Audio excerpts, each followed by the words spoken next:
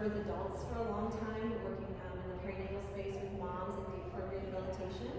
And so my approach to IDME, which is Infant Developmental Movement Education, really comes through the lens of the mother-baby relationship and the movement potential of both. So today what we're going to explore are developmental principles that can be applied to your handling skills with your newborn, and that really helps also take care of the caretaker's body too. So we'll learn a couple of things. So what is IDME? It's a child-led approach that offers guidance to caregivers on how best to support their children's movement through observation and curated playtime and hands-on facilitation. Those are a lot of big words. But essentially to say that babies already know what they're doing. My job is to really help caretakers understand how to feel confident in supporting them in their babies in their movement learning and their potential for movement. They rely on their environment, babies do, so we as their caretakers are their environment, so the way we shape their experience of the world in the early weeks and months really has a lot to say about their how they learn about their movement and their bodies and about gravity. And this looks a lot like the way we put baby down, the way we pick baby up, and the way we help them settle into their own being, their own bodies. And we prioritize in IDME helping baby regulate their nervous system and autonomous movement, which means that we really prioritize that they learn to do things themselves. So we don't put baby in positions that they can't get to themselves already. So we don't sit baby before they already know how to get there. We don't stand baby before they know how to get there. And this is all about helping them build the foundational support and strength that they need to do those activities. So sometimes our handling skills can diminish their sense of autonomy if we're kind of always manipulating them in ways that feel overwhelming to them, and we'll talk more about that. But ultimately, from the standpoint, as a caregiver, we're trying to support their ease of motion. So what we always say is bonding really is about connecting and accepting. So if you think about somebody that you're really drawn to, that you have a really strong relationship with, the ease in which you have a connection with them helps you feel safe and comfortable in their presence, right? So it's the same we want for our babies. Like when they feel that they're accepted and they're able to connect with you, that's what bonding is. So by accepting, what do I mean? We're talking about baby's capacity. So I'm going to try and go through some of these elements relatively quickly because I know we don't have a lot of time. But when we're in the newborn stage, we want to engage them at the level of their development or at their level of capacity. So what we're talking about, what does that mean? Sensory input can be really overwhelming when you're a newborn, right? You're in the womb, it's dark and quiet, it's chill, you're floating around, life is good, and all of a sudden, boom, it's cold, it's bright, it's heavy, right? Gravity is heavy. So there's a lot of elements just in being born that can feel really overwhelming. So in IDME, we're really trying to meet baby where they are in their perspective. So instead of my adult body perspective, I can handle a lot of light, I can handle a lot of gravity, I can handle a lot of noise because I'm used to it. They really are in their newest stage of understanding what these things are. So the gentleness of bringing sensory input to them can go a long way to helping their nervous system develop gradually and with ease. Levels is a big one. You see here this family where mom and dad are on the same level as their baby. Oftentimes, because we're vertical beings as adults, we're walking around, standing up, baby sees you higher than they are, and they want to be where you are because of that bonding and connecting relationship that they're trying to establish, because as mammals, it's just in our nature to want to bond. So they want to be where you are. So I hear a lot of my parents say, oh, they want to stand up. They want to be vertical. But the truth is, they just want to be where you are. So when we come down to their level, and we understand that baby is not sitting by themselves, right? That would be a very challenging thing for them to do. But if we can come down to where they are, it can be very soothing and relaxing for their nervous system. They go, oh, I'm in the right place. Mom and dad are showing me, or any other caretaker are showing me, I'm in the right place. Positions. I already mentioned has to do with their capacity, because sometimes if we sit baby before they're ready to be sat, and lots of people do that, and it's super cute, and you gotta take those pictures, but if you don't spend too much time in those positions, it's really fine. But if you do, and they're in a sitting position, for example, for a while, and they start to brace, right? Their head weight is not really able to be supported by their spine yet until they build the organic strength to do so. So in not forcing them to do that, right? We don't put them in positions where, okay, all of a sudden I have a lot of back strength, but not a lot of core strength because I've been in this position for so long.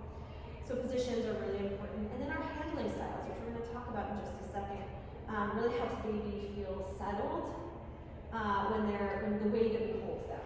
So that's a big part of what we talk about in IDME.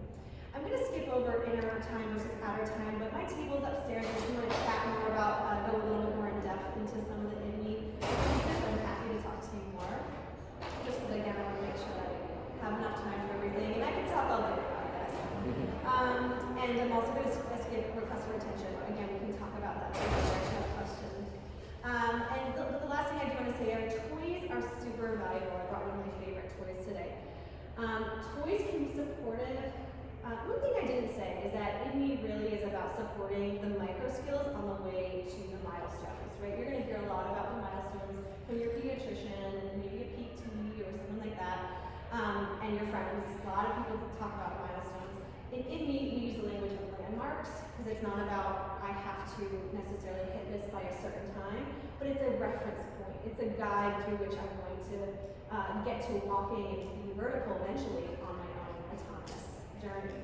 And toys can be really supportive or they can be very hindering for that. So in the earliest stages, I mean, babies are not really, newborns are not really going to be paying attention to toys. Their vision is not fully developed yet. In fact, vision is the last part of the sensory development system.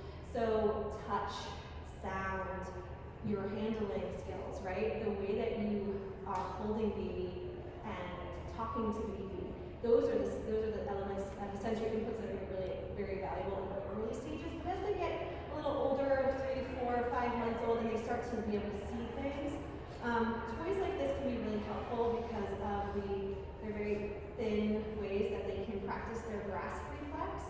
And they also build this midline skill because you'll see baby likes to hang out in these positions in the early stages because gravity is really heavy.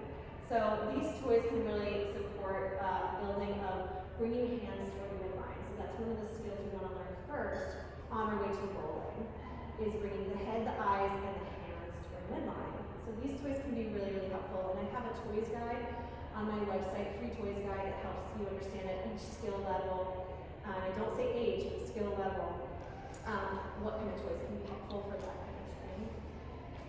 And the last principle I want to talk about before we get into some handling, playful handling skills, are transitions. This is another really big value we have for our babies, is that change can be difficult, and we all know that. That doesn't change the older we get. But you know, we have more capacity as we get older, but the slightest transitions are huge for babies. So again, looking at it from their perspective, not ours. Gravity is brand new, and everything is super dramatic. So slowing down can make a big impact, and that includes transitions, meaning picking up and putting down. Now I always say to my parents, you know, life happens. Sometimes you gotta pick baby up and just go, and that's totally fine. When we talk about these handling skills, sometimes just doing them once or twice a day can really be effective in helping them understand, oh, I don't have to get into a startle reflex when I transition from a higher or lower position. And this again is helping them grow their autonomy, because I'm going to show you about picking up and putting down in ways that they are co-creating the experience instead of me doing it to them. Okay.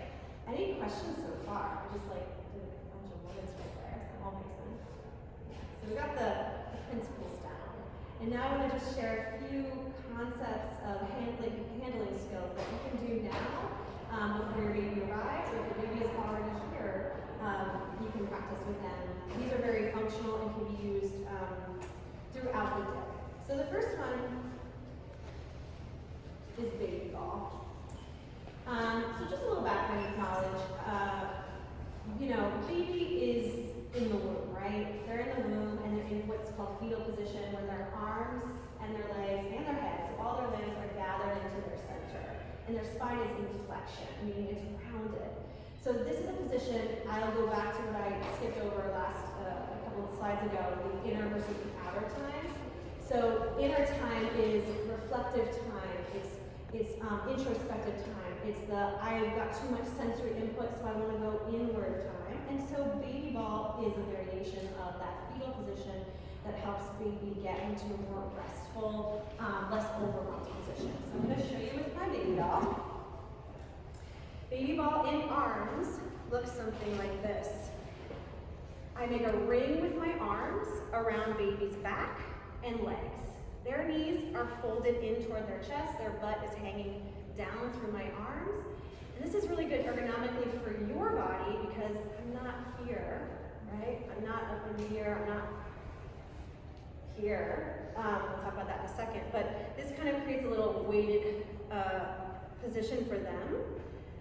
And they're in kind of a vertical position, but they're not, like I said before, they're not head on top of the spine, which would not be supportive for their back. They're in slightly reclined position. When you get really good at it, you get one-handed, you can stir your soup or whatever you need to do.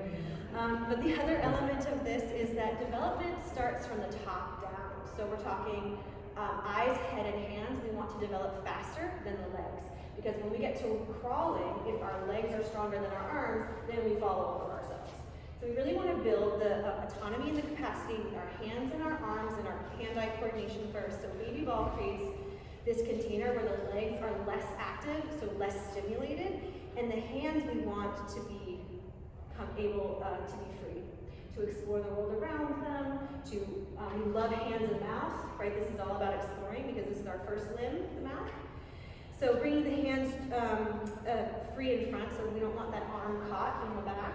We want them to feel free to be able to, again, feel autonomous. When their hands start to get more clarity, then they get to play with their toy, right? And then this can feel really soothing for them, especially if they're upset and they're in a, maybe like in a rough emotional place, right? Baby ball is very soothing for that, like I mentioned. It's also great for gas and digestion. And it's a great transitional position from here to the floor or here to the changing table. So that's what I'm going to show you next. Let's just see any questions on baby ball. Is it important to have the legs crossed, or it can go? It's kind of a personal choice. I personally like the ankles crossed because then I can get a better grasp. I'm going to show you baby ball on the back, so on the floor on the back as well. And again, because I like to do one-handed, so I have another hand free, when I cross the ankles, it brings the legs in closer. They don't have to be. But one thing about, is a good question, because one thing about baby feet are cute, right? Everyone wants to touch baby feet. But if you touch the soles of a baby's foot past like the first month, that sets off a reflex called extensor push, extensor thrust, something like that. When you touch the bottoms of the feet, that's going to inhibit your ability to fold their legs in. So because I want to avoid touching the bottoms of the feet, the crossing of the ankles can kind of avoid that, and then I'm holding more at the calf or the ankle area. Yeah. Cool. And then that's just a helpful position to do habitually and or cued by if they're feeling more overwhelmed. Yes, it's like an everyday home-based position. When I have babies who are a little bit older, who've never done this before, they don't love it. Yeah. They're like, I like being here because I'm used to being here. But if you start in the newborn time, right away, and little newborns are so much smaller, so your baby ball's gonna look a lot different. But remember, this is a responsive container that you have, so you can kind of adjust it. But what this is gonna do is build their resilience to feeling their core. Right, so this is about feeding into center, so that from this really internal core center place, I can go out and expand out. This is that outer time, right? I can go in and I can go out when I need to, versus I'm stuck out here. because I'm like this, right? So I'm hanging like this, or if you see people go like this with their babies, there is no underlying support, right? They're hanging, so all their limbs are hanging from their centers. This is not a judgment, but just a physiological truth. This doesn't feel as supportive to them, right? It might be fun. It might be fun for an older kid too, like to just be swinging, but this is not as supportive of this kind of baby ball position, because your arms are their underlying support, and so they can rest their weight. And they actually get to experience their body weight in this position. This, they can't. This is just like a hanging kind of feeling. Yeah. So just to also demonstrate baby ball on the back. So when baby's on the floor, and we always like floor time. So I have, in my playgroups, we have these big mats that you put together, interlocking mats on the floor. They're foamy, but they're stiff enough that there's a sense of like, there's a little bit of rebound, so it's not very hard, but they're also not, they're stiff enough that there's a sense of like you can push and not sink. And that's what we really want. We want them to be able to feel the rebound of the earth underneath them in order to learn how to push themselves out of the ground eventually. But in the facilitation of finding our midline as the first stage before rolling, we line up our midline with baby's midline. We do the ankle crossing. If you want to, you don't have to. You can also go like this. Again, we're trying to avoid the bottoms of the feet touching now. And so at first, baby's head is going to be turned to one side when they're really, really little, and that's totally fine. That's a healthy reflex, and their arms will be kind of swung out to the sides. But eventually, through your coaxing and your positioning here, and your eye contact, they're eventually going to learn the strength to bring their head to midline. So just by bringing them here into this position instead of this position, again, this is like a hanging from the body.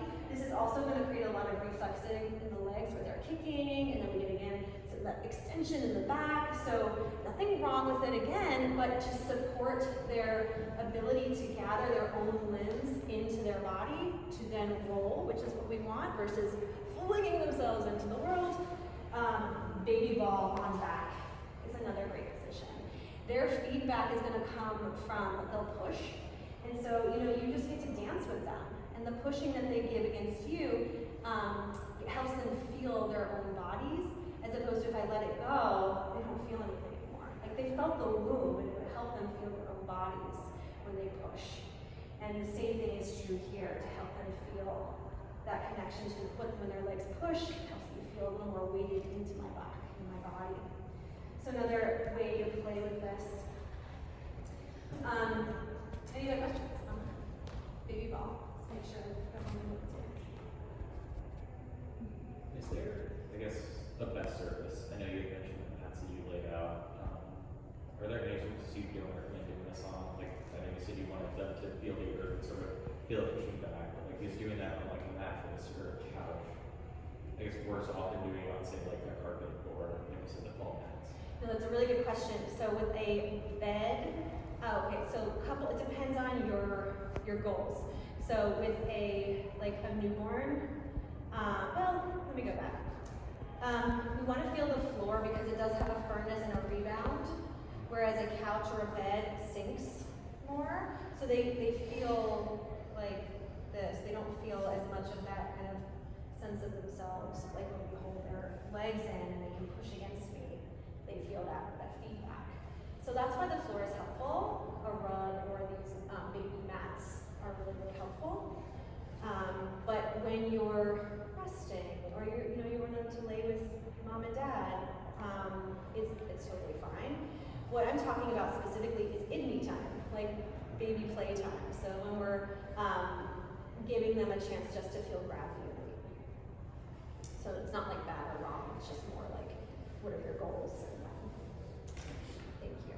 And that leads me to my next really important piece of advice, and this is like the thing I say all the time, is that I know you're gonna hear tummy time, tummy time, tummy time, tummy time, and there's some people that are like, my baby hates tummy time, we have such a struggle with it. So my advice, or I'm gonna back up and say, I don't just value tummy time, I value the ability to meet all four sides of the body on the ground. So that includes your side. Some babies love side, some babies don't. So when we're playing with side, I'm gonna roll baby onto their side, and I might just support them with one hand on their hip. So top hip over bottom hip, and my weight is just straight down through my hand. And I'm creating enough consistent pressure that it's not like overwhelming, but I'm on their bone, not like their waist, not their leg, but really the pelvic bone. And so that can support some weight. You'll be aware. But if you feel them kind of like wobbling on their side, you give it a little bit more pressure so that they feel, again, that sense of weight into the ground. And so then they get to learn some asymmetric understanding of their bodies, because one hand is, gravity is helping this arm drop toward midline. So all of a sudden we have a little easier time with midline skills. So I will bring up that image of my sweet little niece and nephew. So really understanding all four sides is helpful, and then it's also a great transition to tummy. So if baby's like not into tummy, I just say come to side, and then gradually roll to belly. Maybe I just hang out here for a little while, because this is also about developing their vestibular system, or their sense of balance in their inner ear. And so their perceptual understanding is developing along with their movement. So if we go really fast, remember I talked about transitions and going too fast, they hate tummy time. Or if we go like this, yeah, right? They're like, get me out of this. Like all of a sudden I'm face planted into the ground, right? So this can be a really nice, gentle way of gradually getting them there. All right, so that's the sideline position. Also, just a little preview. Sideline strength turns into their pathway to sit-in. So we love sideline for a million reasons. And just the last thing I wanted to say before I'll answer some questions too, is picking up and putting down. So, picking up and putting down is a transition. We like to do it through the side. So from side and really supporting them underneath their body as opposed to picking them up like this, right? Because I talked about that before. So what we would do from side, let's say we're hanging out and I have that hand on the hip. I'm going to transition my hands so that one hand goes under the butt and one hand under the head. I want to position my body so that I'm more maybe behind them. It's a little easier for me. And I'm going to scoop them up like this, although I'm going to start head first and roll them from their head and then pick them up from their butt and then go right into baby ball. It looks easy when I do it. It's a little more complicated when you have a square baby. But learn as you do. And you and your baby learn together. That's the beauty of this work, is that they start to understand what you're doing together. And then from baby ball, I would just, again, slide my hands, one under the butt, one under the head. And this moment here is really, really valuable. I rotate baby a little bit away from me so they can see where they're going, right? So I'm on this angle like this. Again, this diagonal position is really great for their vestibular system because it's going to elicit equilibrium responses to help them learn how to catch themselves when they fall. So what's cool is you'll start to see baby, if you don't hold their arms, you let their arms be free, the baby's arm will like start to extend. So I'm gonna land on the hip, right on that hip, roll through side, and then again just switch the hand to the hip. It's a great place to just land and pause, and then from there you can roll to belly, you can roll to back. Now I have my doll at the table, so if anyone wants to practice this with the doll, you can. Any questions on that part? It's good just to like see, yeah. The sideline, is that from birth? You can do it all from birth. I suggest from day one, all four sides. Just variations of all four sides. It's like, and I will say that this is all also about your capacity as caregivers. Like, it's not just about baby's capacity, but it's about yours. So you don't have to make yourself crazy about it and like, oh, did I do enough time on all four? No, it's just, have they met all four sides today? Or maybe they didn't meet all four sides today, but they'll meet the other sides tomorrow.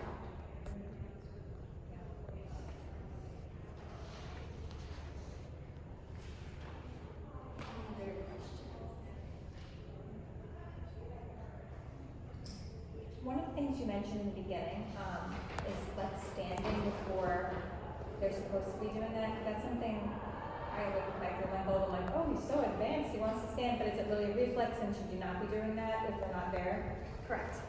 It is a reflex. So when the soles of their feet are touching any surface, especially by 3 months, they're going to be extending and thrusting. This does not mean that they want to actually stand on their feet. They're not doing it on purpose. So I always talk about check your interpretations of babies' motivations, because oftentimes it's not what you think it is. Even though they're going to smile and be happy that they're standing up and looking at you, right? And it looks like they want to stand. It's because you're there and they're on your level. But again, if we're on their level instead of them being on ours, right? Because we have more capacity than they do. So if we're on their level, they're going to feel the same joy, and they're not going to feel obligated to have to be in a place that they can't be. Now, that said, you might have, parents or other friends who want to come and like do the thing and like put them on their feet, and it's like it's okay. It's fine because do this 30% of the time, IDME elements, and they're going to get it. So I always try to tell people, don't worry too much if like they do experience those things. But if you give them the majority of their experience with, again, like feeling their underlying support, letting them be at their capacity versus yours, they'll get the picture. They're very smart. Any last questions? We're right on time. So thank you all so much for coming. Yeah. Oh, and I do have a free Toys Friday, I think I mentioned, and a free introduction to IDME webinar. It's a 9-minute video, so if you want to grab those on my website, I'm happy to give you a